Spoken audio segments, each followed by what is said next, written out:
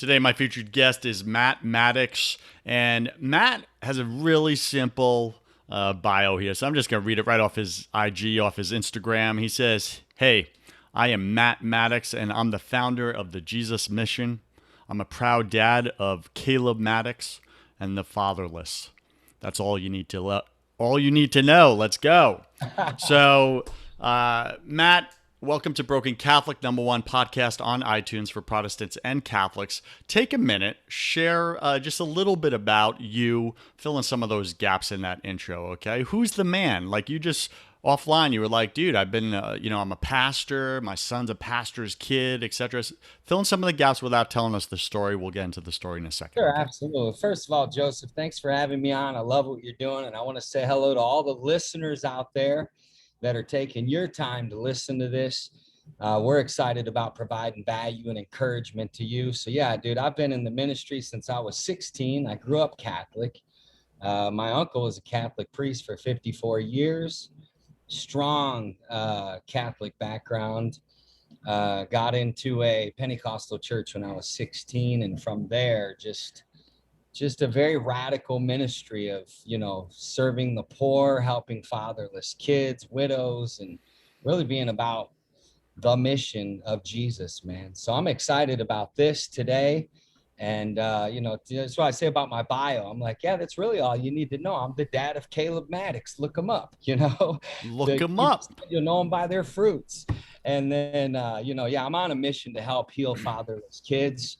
And of course, I'm an author of 12 books. I've written some books, writing a new book right now, actually, and about my ministry. And because I've had quite the experiences out there, and I want people to know my full story. So I'm excited today, man. Let's do it. Let's do it. All right. So I reached out to you on Instagram, untraditional approach. You replied. I said, dude, I like what you're up to, but listen, your son, he's out there, man. He's an influencer online. We just met him in person right there. He popped in on the screen. Cool kid, right? Good fruit from a good tree, but I want to know the tree. And that's why I reached out to you. And I said, dude, like, I see the fruit in your son and what he's doing in the world and what God has him doing. Well, where did he come from? He came from you. So let's talk, man. Let's talk from one father to another. This was my actual message. I resonate with your page. From one father to another. Well done with your son. Not for the money skills that you've planted in him, but for the faith you've planted in him. And that's why I wanted you on the show. So that's what I'd like to talk with you about. I am a new dad myself. Yeah, thanks, man. So I got a baby girl named Laura. She is 1.5 years old now. Her name means the Lord is my light, Laura. And we have our second baby due in 2 weeks. So go God, right? And I want to learn some father-dad skills and hacks from you. Because listen, I got a dream for my kids. I want to see my daughter or my son out impacting lives and being a servant of Jesus to the least of them. I want to see them feeding the homeless, serving the poor. And you have a son who's out doing that, yet he is a millionaire. Yes. He's age, I think, 19, 20, somewhere in there, right? 19 And old. say again. 19, and it goes by fast, All brother. right, so 19 years old, right? And he's got all the temptation the world has to offer. And he's making right choices. So we're going to get into that for all the parents listening. How do you raise a child that makes all the right choices and godly decisions? That doesn't mean he doesn't make mistakes, but makes all those godly decisions and serves others rather than falling to all the snares of the enemy out in the world, like many of our kids do. Okay, so Matt, that's go That's ahead. probably what I'm most proud of is his character. Caleb Maddix, to me, he's a gift to America. He's a gift to the world. And as a dad, I could not be more proud of just who he is, his attitude, his humility, his character, his heart.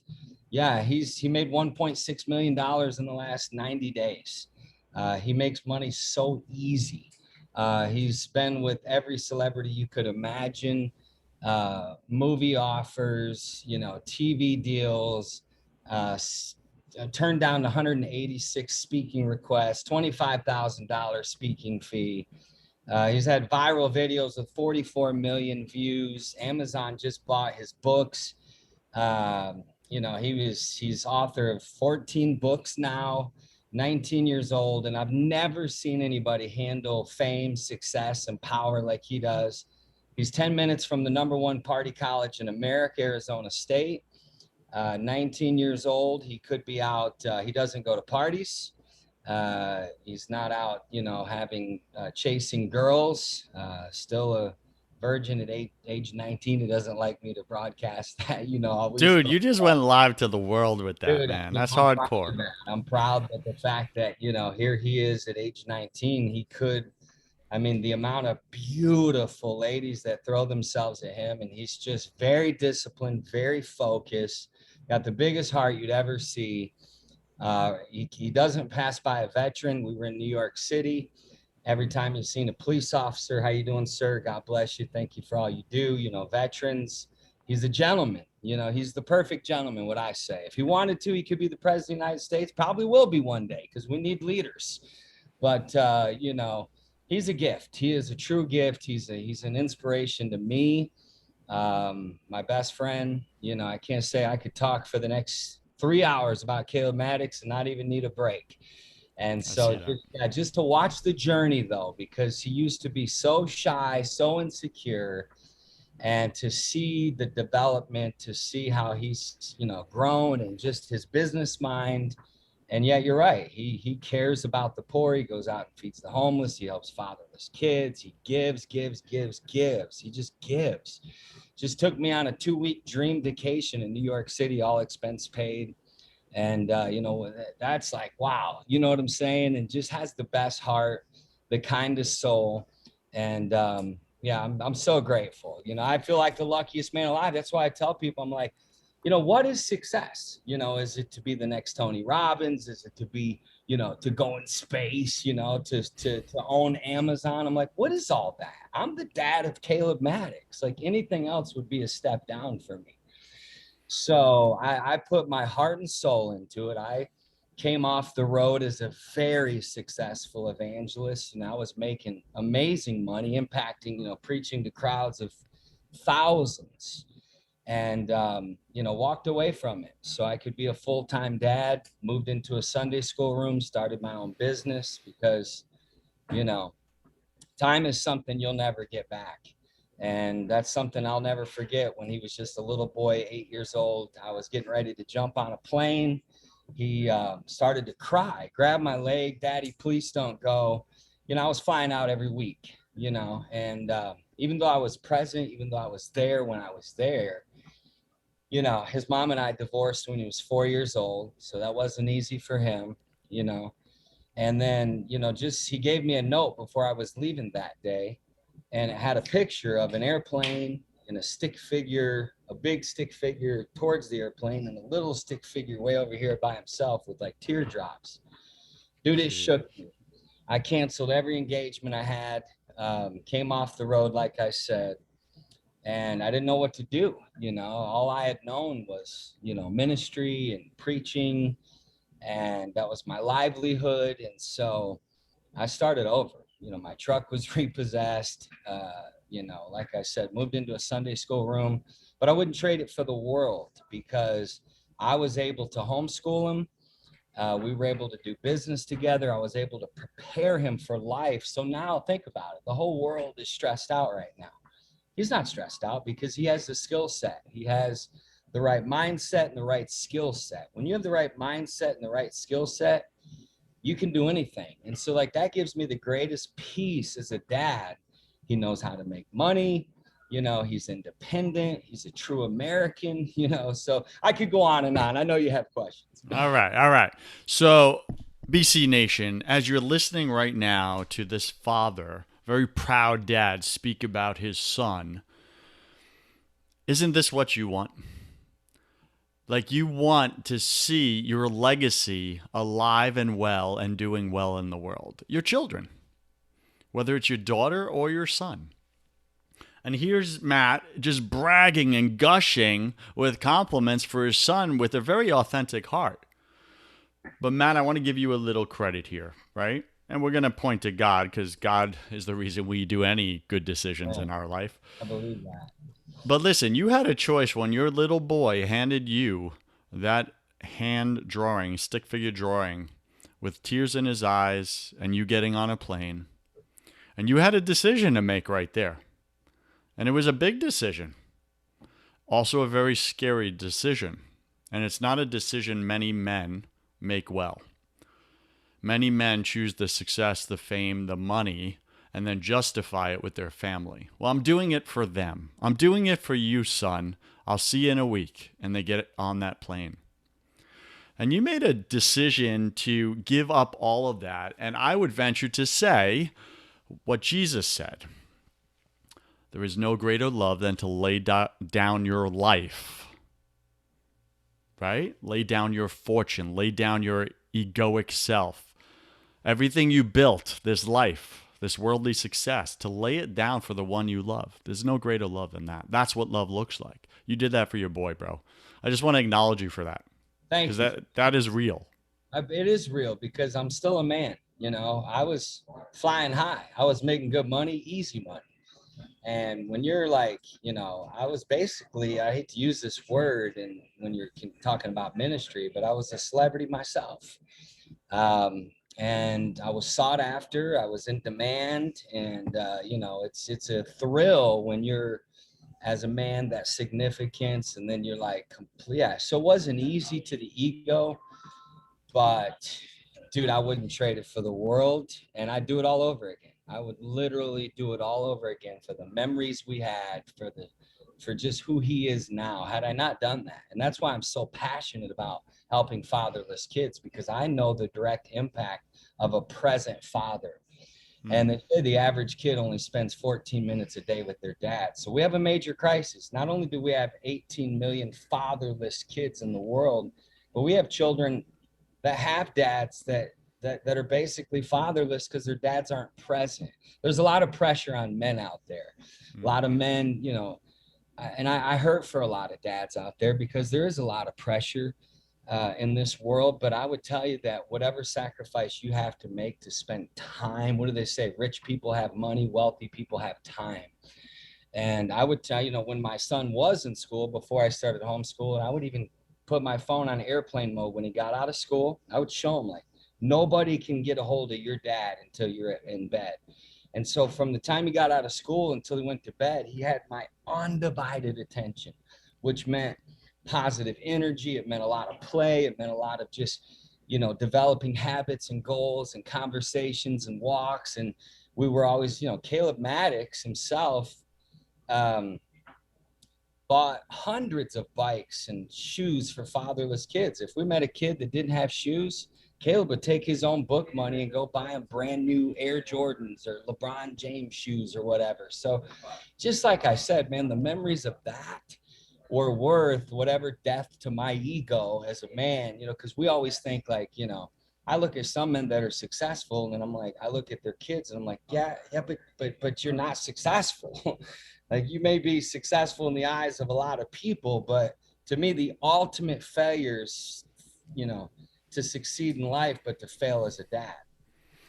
That's As you just said like, earlier in the show, Jesus says, you will know them by their fruit, right? So success is your children. The measure of success in a man, in a father, is his children. Like, absolutely. that's a powerful statement. It's not the money in your bank account. Right. Or how many followers you have on social media or what your name is, or like, you know, that's the thing I tried to protect my son from was the illusion of success because look, he's seen it all. We've been at the top in religion and in the world, you know. So I've got to see two levels of success. And I kept showing him, no, you know, that's why every Friday morning I took him under the bridge. Every Friday of his life, Caleb Maddix, 5 a.m., we were under the bridge giving Starbucks coffee to the homeless, you know, because I wanted him to see it's all about serving. If you want success, you serve. Jesus said that. He that is greatest is your servant, not your celebrity, not your preacher, not your social media influencer. Like all that stuff is good. And a lot of times people get that because they do serve, you know. Powerful. All right. So listen, you're out there shutting your phone off after your son gets home, putting it in airplane mode for the rest of the day. When did you actually have time to work and pay the bills, bro? Now, that's what a lot of people ask. There's this thing called minimalism. And I lived minimalism basically from the time he was 8 to 18, so that I could take him on more trips, so that I could have more time.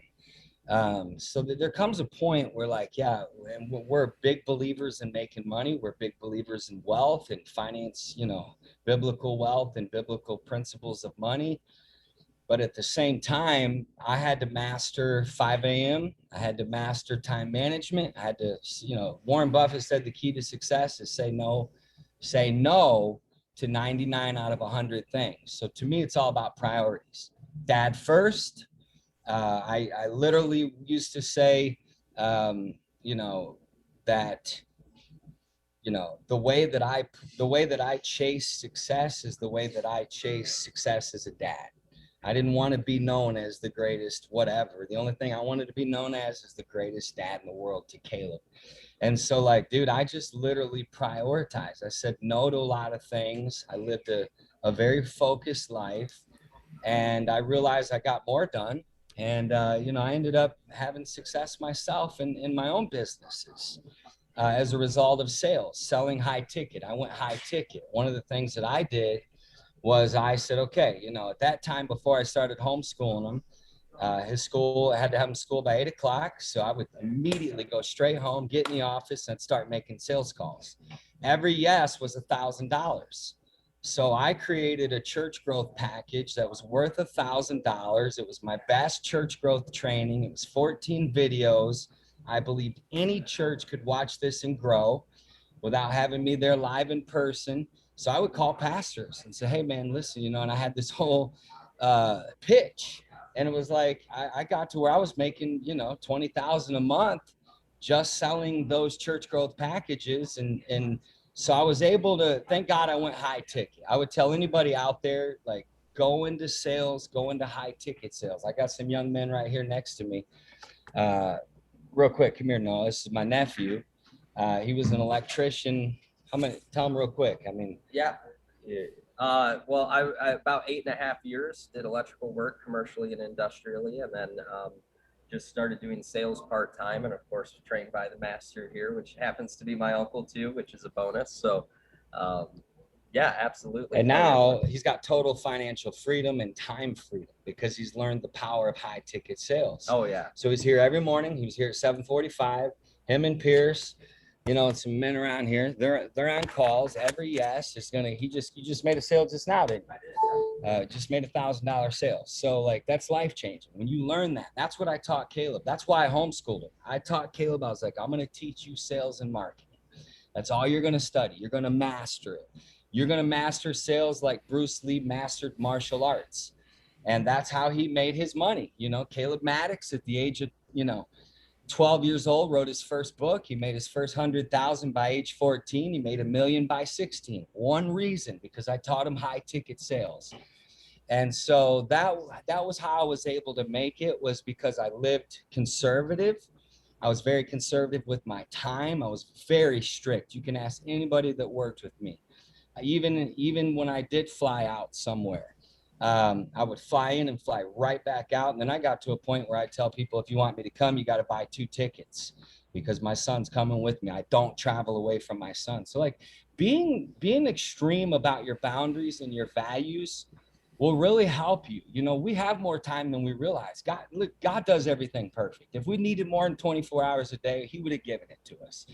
So, like, like I said last night on my Instagram, it's Sunday. We have 168 hours till next Sunday. That's a lot of time. The problem with a lot of people is they're just stuck in their head and nobody's helped pull them out to show them how to really live a disciplined life centered around habits. And that was one of the number one things I wanted to pass on to Caleb, was the right habits, because I knew that if he developed the right habits, like, his lifestyle's not changed at all. How he's living right now is how he was living at 12. Meditation, prayer, exercise, eating healthy. I walked in this morning, he's drinking a green juice. You know what I mean? So like, it's because of those habits. And so I developed good habits. I had to. I was a single dad. And then, also I shared time with his mother as well. So I was able to utilize that time. If he went to his mom's, I would utilize that time rather than goofing off to work harder, to get more done. So it's all it literally, there's an old saying, people do what they want to do. If you want to be a great dad, you'll make it happen. If you want to have success, you'll make it happen. It's just, you can't be a complainer, you can't be a thumb sucker, you can't be an excuse maker, and you can't be lazy. You got to be all in as a dad if you really want to break through to this level. So that's my thoughts, my friend Joe. All By the right, way, BC my brother, Nation. Joe. So good name, by the way. Joseph, yeah. BC Nation, we are speaking with Matt Maddix, and he is teaching us how to become the greatest single dad in the world. Is that what you want? Are you a single dad right now? But Still, you're seeing it as a crutch, right? Rather than a weapon? yeah, Like, it's like, dude, there's so many single parents out there. I think the majority of parents are now single parents because of how our society is. And so, so, Matt, speak to that for a second. Speak to all the single parents, moms and dads out there that feel that because they don't have the other parent in the home, they're all alone in the parenting, they're not enough, and therefore they're just like hoping their kid turns out okay. Not great, just okay is all they see as possible for them. Speak to them about that. Speak to them about some of the struggles you went through, maybe with loneliness and oh, dude, where God came in and helped absolutely. you. What do you got? Dude, I'll tell you the truth, man. I'm not a perfect dad. I'm literally so far from it. There's times like I get haunted with parent guilt. I told Caleb this the other day. I was like, you don't know how haunted because my standard is so high and my love for him is so deep, but I'm still a human. And there is a the dark forces, satanic forces are targeted against dads. Hmm. It's biblical. Jesus said, you want to bring down the house, you bring down the strong man. And dads are under attack. Single dads, my heart goes out to them because the society, unfortunately, the feminist movement and the hatred that it's just you can see the evil right in front of us. So I will vulnerably tell you that, look, when I went through a divorce, I had a nervous breakdown. Um, Unfortunately, I turned to drinking, you know, because I was lonely. I couldn't find peace in the church. I couldn't find even healing in the church during that time. And so I fell under the illusion and the spell of thinking that if you go to the bar, you'll find peace or whatever. And that's an illusion as well. So thing I would tell every single dad is fight like hell. That's what I did. I fought like hell to be present, you know. You can ask his mother to this day how many times I begged, hey, can I just come by, even on her days with him? Can I just come by and give him a hug? Can we play 15 minutes of baseball? And it was like nonstop persuading. And, it wasn't easy co-parenting for 14 years. We had a couple custody battles and I never would ever, I would tell every single dad out there that no matter what, how bad your ex frustrates you, don't speak against her to your children. Um, you know, don't allow your kids to see your anger. You've got to maintain control. So I tried to stay positive even when I was hurting.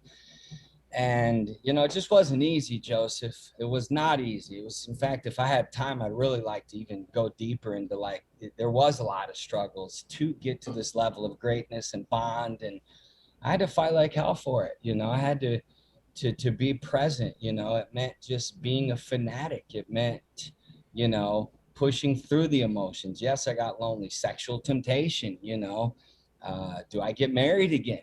And then it's like, here I am, a preacher, and I've got sexual desires, but yet I don't want to just marry anybody because I don't want to bring a lady into so I chose to stay single through my son. I dated, but I chose to stay single for his sake, and that was not easy, my friend. you know All it was right, so let's speak to us about what you did with all that struggle, what you did with all that loneliness, the confusion, the hurt, the anger at times. Many times, it's very common as men, especially the men I get to work with, they take it out on the people they love most. Because they have no other outlet for it. When in fact, what they could do and should do is dump their burdens on God, right? As He says, bring your burdens to me, right? And I will give you rest. So, like, how did God play into this time, those 12 years of co parenting, being a single father, and just dealing with all those struggles? What was like your faith like in those times? Were you close to the Lord, far away? Where were you? Thankfully, I was close to God. That's the one thing I can say through the entire journey is I clung to my faith and my principles that I believe in, prayer, uh, meditation, exercise, spending time with friends. I didn't allow myself to be lonely. I didn't allow myself to just sit and feel sorry for myself. So I stayed active. That's important.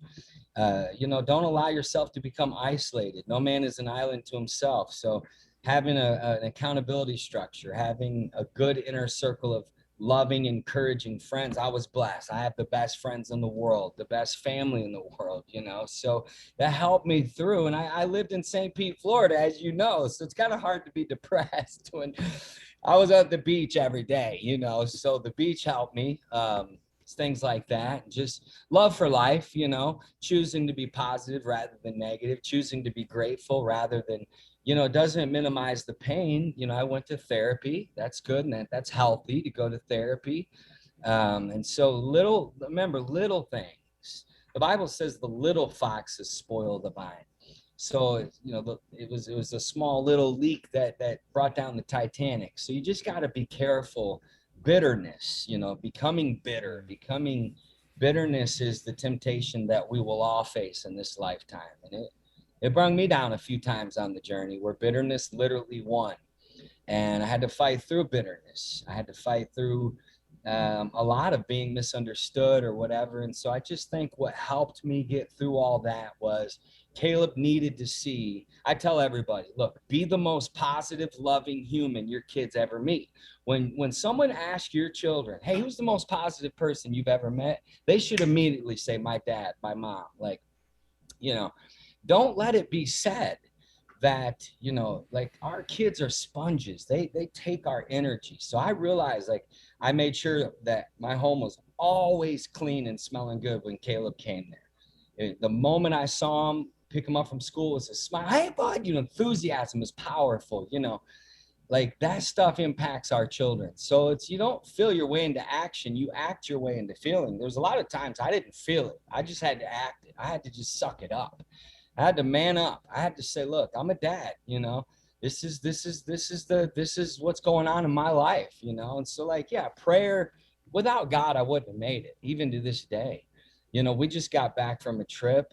I got in the office this morning and I said, okay, I'll be back. And I immediately went out and started taking care of our homeless where we live, because it's been a lifestyle. So that's helped me not to feel sorry for myself, because I was around so much brokenness in my mission. I've seen so much poverty. I've been, like I said, I've been on myself. I've led over 112 missions trips in America. I've been in hundreds of homeless teen shelters. I've seen real brokenness. I've seen poverty.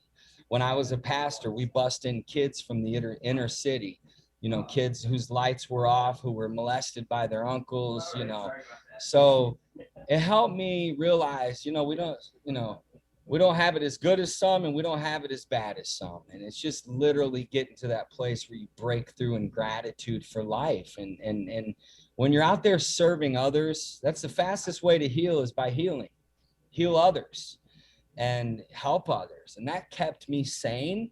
Otherwise, I wouldn't have. I'm telling you right now, the type of dark, and I don't want, satanic attack, if you would, that's been on my life and my journey has been fierce. It's been brutal. It has not been easy to this day, but these little things are what's carried me through. Awesome. Thank you for that. What is your morning look like? Like, just walk us through it. What does it look like? I listen to people always talk about their morning routines, and I'm an early riser. Hmm. I love being up by 5 a.m. because to me, the mornings are just like, it's a new day. It's like, I Yep. feel like a dolphin. The analogy I always give is like, watch a dolphin swim, and that's me in the mornings. I'm just playful. I'm literally one of those people that's annoying because I wake up fired up. I really do. I wake Yeah. up excited. I wake up, and so my mornings are very simple, in that consist of like, I believe I'm a big believer in earthing. Going out in the grass in your bare feet is very powerful for so many reasons. It reduces inflammation, it recharges our bodies, it brings us home. That's where we're come from, the dust of the earth. And so, like, I spend time in the morning doing my prayer. I go through the Lord's Prayer, but I don't quote it, I pray through it. I pray through the Lord's Prayer and then incorporate the prayer of Jabez. And then, we're always in the office early, and I'll go into the office. We do our team tag in. And then as soon as that's done, I every morning go take breakfast to this homeless lady. She's 76 years old where she lives. Her name's Sarah. Like this morning, I took her bird seed, her favorite iced mocha breakfast sandwich, and she loves Dr. Pepper. So I brought her a 2 liter of Dr. Pepper, and just always, I told her, make a list of everything you need from the store. So like every morning I start my day serving the homeless, literally. I'm not saying that to brag. It's just a lifestyle. Yes, my routine. And then I'm immediately into sales calls because it's all about momentum. Way too many entrepreneurs out there getting their heads in the mornings. No, mornings meant to be about speed. Mornings meant to be about momentum. Like, it's the first day of the rest of your life. So, my mornings are like, let's go, let's roll, let's get going. And then that carries your energy throughout the day. That's such a powerful approach to it, right? So I run another top 100 podcast, your first 100K, which is how to make your first six figures, right? And so many people, like you said, and I've been guilty of it many times, is we start our morning thinking, planning in our head, self doubting, getting strategic. And it's just, it sucks our energy that we woke up with, right? And I'm like you, I'm the that annoying morning guy. I At love it. I least, can tell. yeah, at least in my 20s and 30s. And once I entered my 40s, I felt my physical body like wanting to wake up groggy and just sleepy. And oh, where's the coffee? And how do you push past that? Like just the aging process itself. I'm still fit, look good, but I'm constantly plagued with that just physical fatigue in the morning now that I Of never course. had in my 20s and 30s. Just curious.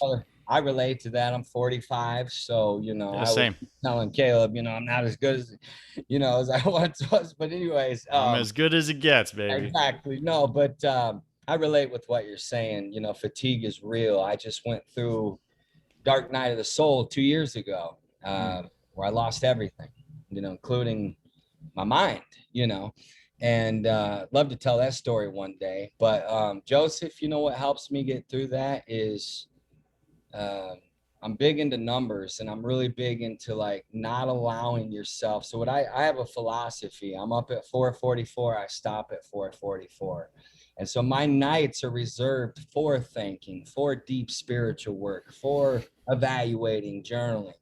But in the mornings, it's about momentum. And once you decide, okay, no journaling in the morning, no conversations about the past in the morning, zero, no conversations about anything negative. It's like morning is meant to be about momentum and make that decision. And so the fatigue is normal though, and it's something that I've dealt with, and there's really no way around fatigue other than just doing when you don't feel like it, and allowing yourself. A lot of times fatigue, a lot of times tiredness is a spiritual issue, not Hmm. even something physical. Or a you know, lack of direction, right? A lack of yeah, a lack purpose of or meaning. clarity, a lack of, sometimes, for me, my fatigue was brought in by like, how did this happen, um you know, I know better, whatever it might be, whatever it could be. Like, I'm a deep person, I have a very deep soul. And of course, I carry a lot of, with my mission, it's hard for the fatigue sometimes comes from the overwhelming feeling of how do we leave so much brokenness in our world with so many resources, you know, and that can be overwhelming for my mind sometimes. But dude, I mean, the only other thing I can tell you is like juicing, eating clean, great sleep. I'm a big believer in sleep. I used to neglect my sleep, but dude, I'm a fanatic about good sleep now, and that's helped me push through the fatigue, man, if you would. I get But that. I am 45, so I don't know if I look like 45. I did when I was 20, but I still feel like I'm 20, you know? Yeah, the brain is tricky Feeling like better than that. I've ever felt. All right, Matt. What is the one thing we haven't discussed yet for all those dads out there to raise good children, godly children, and to leave their legacy not in the things that they got, collected, acquired, but to leave their legacy in their children? What's the one thing we haven't discussed yet that you really want to drive home to my listener? I think it's basically deciding what kind of values and habits that you want your kids to have for the rest of your life, and then live them. You know, model the behavior that you want for your kids. And I would tell every dad out there is the number one priority is attitude is everything. It's all about attitude. And I would just encourage dads out there listening to keep a positive attitude, keep a grateful attitude. And, you know, be, like I said, little things like being patriotic, you know, loving America, saying the Pledge of Allegiance with your children in the mornings, reading the 10 Commandments, having family time. You know, traditions are huge. Caleb and I would go to we'd feed the homeless, and every Friday morning we go to Cracker Barrel. It's traditions, you know. More memories than things, you know. And like Caleb, I don't think I ever bought him a birthday gift or a Christmas gift. As bad as that may seem, it was trips over gifts. It was memories. It was experiences. And I would tell every dad, if you have the ability to homeschool your kids, do it. If you have the ability, I would tell dads to make it your extreme priority to teach your kids entrepreneurship, especially now more than ever before. You cannot leave your children into the hands of the school system and just think, okay, no, this is the most dangerous thing we can do as fathers is just be aloof about our kids' future. You have to be intentional. You have to be fanatical. You have to say, you know, hell no, on a lot of things, you know, and say that's just, you know, and I would say be a dad that's disciplinarian, but affectionate, but, you know, not afraid to show emotion, not afraid to express emotion, and listen to your kids. You know, I was telling Russell Brunson a while back, because he asked me, hey, what's your best advice, you know? And I said, well, the thing that changed my parenting forever was Caleb taught me how to be a great dad.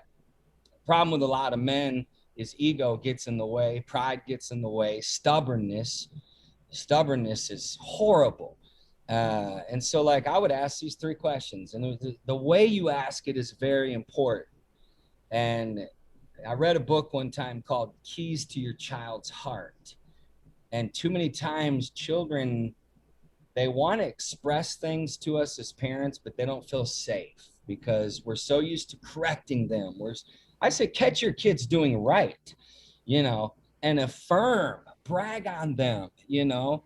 Kids need to hear positive words. For every criticism, there should be 20 positive. You know, for every time you correct them, you should be bragging on them. Hey, I noticed the other day you held the door open. You were the last one off the elevator. I love that. Even now, when I see Caleb doing something right, I'll verbally say, Caleb, but the other day when you did this, I want to tell you that made me so proud of you. Like, but I would ask three questions. Hey, you know, under no condition, under no circumstances will I get upset. Will I get defensive? Will I justify? I'm not going to say nothing. I'm going to take notes. Tell me, what do I need to keep doing? Tell me the things that I do that make you feel loved, that make you feel safe. Tell me what I need to stop doing. Tell me the things I do that hurt you, that disappoint you. that I wouldn't even know. And the rule was you have to at least say one. You can say as many as you want. It won't hurt dad's feelings. Okay. I'm not gonna, and this is huge. This could literally change us in business as parents, and we should ask this to our team. I read a book one time called Death by Feedback. Most people don't take feedback well. Mm-hmm. And I think that if you're willing to take feedback from your kids, because we think that we're supposed to always be telling our kids what to do, telling our kids how to live. Well, a lot of times our kids can tell us how to live. What do I need to stop doing and what do I need to start doing? What can dad do that makes you feel better, that makes you feel, more encouraged? And he would share with me and it would help me. And the key is to like do it and thank them, hug them. Hey, thank you for sharing that. You don't know how much it means to me. And I want you to know something 24/7, anytime you need to talk to dad about something. So like communication, so many times we get in a rut as families, we go through life, dinners, everything's so fast. People are on their phones. Families shouldn't be on their phones during the dinner. There's no child that should touch a phone during dinner time, or a dad. Little things like that, man. I would tell dads out there, it's like, look, man, Caleb, what would you say real quick? Give him 1 minute of like, What? he's asking, just pop in here and give him 1 minute on what do you need to keep doing, start doing, and stop doing? Or what would be your best advice to every dad out there? Give him 1 minute, your best advice. Buy my dad's parenting book. Find it on Amazon. That'd be my best piece of advice. And it sounds like whenever you're ranting, I agree with that. You used to ask me that every single day. But did it help? It helped for me to be able to 100%. And one of the things my dad used to always tell me, he said, Caleb, there's no one better to teach me about parenting than you. And that always stuck out to me because it was it meant my dad wanted to understand the way that my brain worked. He wanted to understand how he could be a better dad, where he could improve. And it was more authentic whenever he would tell me how I could improve, because he was constantly asking me hey, what can I keep doing? What can I start doing? What can I stop doing? And we had just a household of constant communication, always talking about how we can improve, always talking about how we can do better. And that's stuff I said, as a family, there's no better bonding experience than personal growth, right? Or what we call family growth, the family learning together, growing together. That was the greatest gift my dad ever gave me, was just an environment of constantly growing. But Caleb, before you run off there, buddy, I just want to ask you, what is one thing your dad taught you, the highest thing, the main thing that you are so intentional about passing on to your children?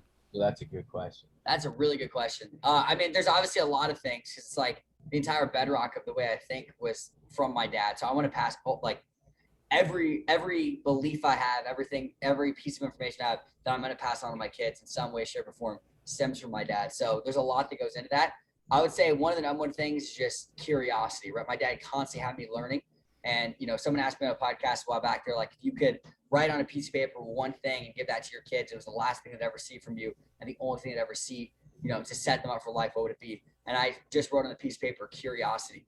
Because I'm like, there's only so much I could say on a piece of paper, but if they genuinely have curiosity, they'll find all the answers that I could give them, right? Because if they're constantly asking questions and constantly curious and constantly wanting to learn more, they'll end up figuring out everything that I've learned on my journey, because that's been what's key. So that's one of the things. My dad just constantly had me reading, constantly had me growing, and that is why I think the way I think. So that probably be the biggest thing. And then also just the way that my dad cares about people, the way that he gives back, that to me is my ultimate driver, and it's why I do what I do. And that motivation was the greatest thing my dad could ever give me. So that'll be some of my kids, just genuinely caring about people. I'm blessed. See why I'm so blessed? I'm the Thanks, Caleb.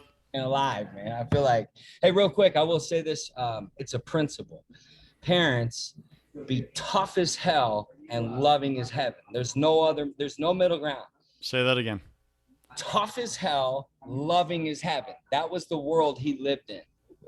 Very disciplined, very strict about his habits, his goals, things like that, his attitude, but also a lot of rewards. The consequences need to hurt and the rewards need to feel amazing. We're just too average on both of those with our kids. For example, to this day, if Caleb was literally right now, if he was on the phone with his mother and he hung up and didn't say yes, ma'am, to her, if she asked him a question and he said, yeah, I would be like, what is this? Yeah. What's going on here? You didn't just say yes, ma'am to your mother, I'm really big into we let too much slide. You didn't, you're sitting while elderly people are standing. Little things like you've got to be strict. We got to run homes that are strict, but also fun. I say, kids need to feel like home is better than Disney World. There's got to be a mixture of like extreme discipline, extreme fun. And when you do that, to me, you create very healthy kids that understand what life's really about. Powerful, Matt. So we're speaking with Matt Maddix, and he's the extreme fatherhood guy. That's the title I just gave you. You're welcome. Matt, I could keep talking with you, bro, on this. We are running out of time, though. So let's move into my favorite part of the show. Welcome to the confession round. I'm sure you like that, being you were Catholic raised. What is your? I'm going to ask you 10 quick fire questions. You'll have about 3 seconds to answer each. Don't overthink it. It's just for fun. Are you ready, sir? I'm right. What's your favorite thing about God? That you can be real with him. Yeah. What's your least favorite thing about God? That my least favorite thing about God is that I don't even think I have one, but if I had one, it would be that good people die. Yeah, I hear you. What are you most afraid of? Something bad happening to my son. I see that. You got all your love poured into him. Yes, sir. Yes, sir. I believe we're all struggling with something at any given moment of our life. It's just part of the human condition. What are you currently struggling with right now, either professionally or personally? To be real with you, God's called me back to the ministry, and I didn't want to do it. I didn't want to do it. And to this day, I struggle with it because it's the most rewarding thing, but also can be the most frustrating thing, if you would. So, and I had other plans, Yeah. I could do anything I want now. So I'm like, why? I did so much. I should be able to retire, But so that's it. So, Matt, just because you did it the way you did it previously doesn't mean you have to do it the same this time. Do it differently. Dude, thank you for saying that, because I received that, and that's my plan. Thank you. Yeah. It's the same mission field, but show up with different seeds. Ooh, that's That good. makes sense. That's good. I need to have you on my podcast, man. Let's do Yes, that. you do, Matt. Yes, you do. I guarantee you got things to share. I have wanted to. What did you spend way too much time doing this past year? Way too much time in the rabbit hole of what's really taking place in our world right now. Yeah, I got it. Way too much time. Way too much. What secret fear do you have about people?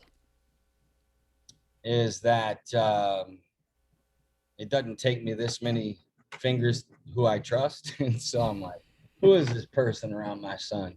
You can ask. I'm a freak about my son's inner circle. Makes sense. I'm a maniac about it. And so like it worries me when I see people, it's just, I'm like, like the other day we were at a Yankees game and Caleb wasn't right behind us as we were exiting, and I ran after him. And one of his friends was like, dude, he's 19. I was like, no, you don't understand. We're probably being followed everywhere we go. I'm like, so anyways, I'm like, so it's like kind of like my secret fear is like, who are these people? What are your intentions? What are your motives? What do you wish you had learned sooner about God? Oh man, I wish I would have learned sooner that he's not playing around when it comes to biblical principles. That's what I would have taken a little more serious. What's a new habit you want to create, brother? New habit I want to create is saving money, because I'm such a giver that I could make $1 million and give $1.5 million. You know what I mean? So I think this time around I want to keep a little for myself.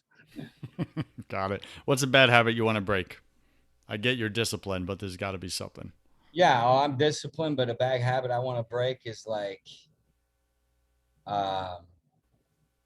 sometimes I can overpromise and because of my heart and passion. And that is the number one habit I want to break, is to never overpromise or break a commitment. Yeah. This is a big one for men, is staying in integrity in their word. Yeah, that is my number one Yep. focus in my life, is mastering that. Bro, I can help you with that. Yeah, okay, I'm in. Iron sharpens iron. Yes, it does. Pick 3 words to describe who you are now. 3 words. Caleb Maddix's dad. Of course, those are your 3. Why did I even ask? Pick 3 words to describe who you were before. That's who I am. I would say, founder of the Jesus mission. I got it. Pick 3 words to describe who you are before, like you gave everything, every area of your life to God, including Before, your son. Yes. 3 words. Who were I you would back then? say a man of passion, because I've had passion through everything. Even when I played baseball, obsessive, whatever I've done, it's been obsessive. Yeah. It's Get a that. two-edged sword, as you know. Yeah, it is, man. There's our passion without God, which gets us sometimes far in the world, right? But then there's our passion that's ignited like jet fuel by God, that Absolutely. takes us into his great plan for our lives. So it sounds like you're in it. That's awesome. And last question, Matt, if you could come back to life after you died, look your family and friends in the eye, look your son Caleb in the eye, and give them only one piece of advice about everything, what would you leave them with? First of all, it's a deep question, but I would crawl on my hands and knees on broken glass if I knew that Caleb Maddix, for the rest of his life, would put God first and take care of the poor and fatherless, because I know that if you do that, it really does all work in your favor. There's a certain blessing that comes to people that put God first and take care of the poor and the fatherless and widows. That I know. All right, BC Nation, Matt just gave you the secret recipe. It's really a public biblical promise, in case you were wondering. Any final wisdom? What's the one thing you want my listener to know about being the greatest single dad in the world? Or married dad? Yeah. It's just love, man, love life, love real. Okay, you ready for this? Treat your family better than you treat your best customers. A lot of times our family gets our leftovers when really they deserve our best. And I see, I'm assuming you got a lot of business people following you. So I would tell you, like, the way you obsess about your business, you should obsess about your family. And I would tell you, like, man, life is fast, it's short. Like, don't get caught up in the trap of all the fear and the noise. Be a family that's independent, that's resourceful, that's creative. Start your own business. Do it as a family. It's fun. Teach your kids business principles and money principles, and continue to follow my Joseph. You're awesome, dude. I'm very impressed with you and the quality of your questions, man. So to all your listeners, and anybody that you lead and the things you're doing, I've looked at some of your stuff, man. You have the spirit of excellence. I can't wait. I've got a new friend here, and you're in Tampa Bay, dude. So yeah, I would tell every parent out there is like, my final piece of wisdom would be this, is like,